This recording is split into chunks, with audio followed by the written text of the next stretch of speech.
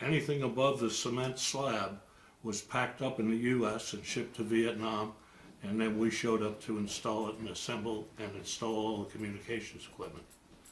When we completed with the installations and all of the checkout, then the FAA would come in and flight check the system just as they would at JFK or Dulles or any U.S. airport.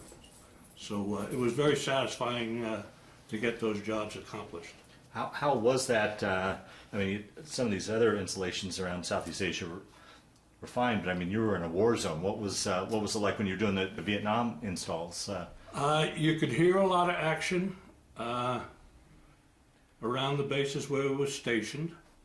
You could see a lot of the activity because we were up in the control tower, and we could see the aircraft taking off and landing, and the rescue helicopters coming in, and medevacs.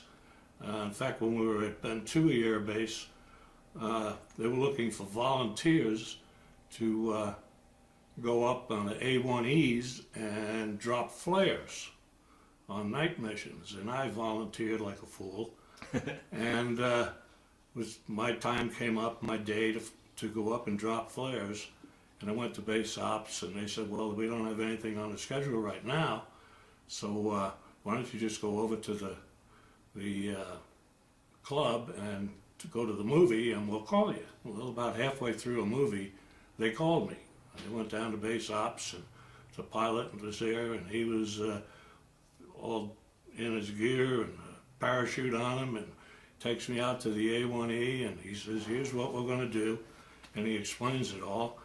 And the pilot is up front, and then there's a kind of a firewall with a stack of flares and a folding chair and a hole in the floor. And he's telling me that when he gives me the signal, and I got a headset on, and now I have a parachute on and a 45, he says, you take the flares, put them in the hole, hold the ring, and let them go.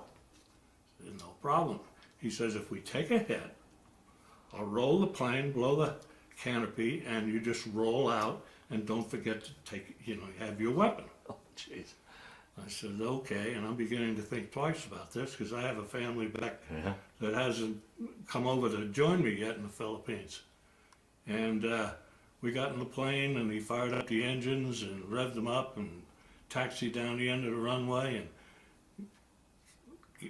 hitting full throttle, and we're rolling down the runway, and all of a sudden he backs off.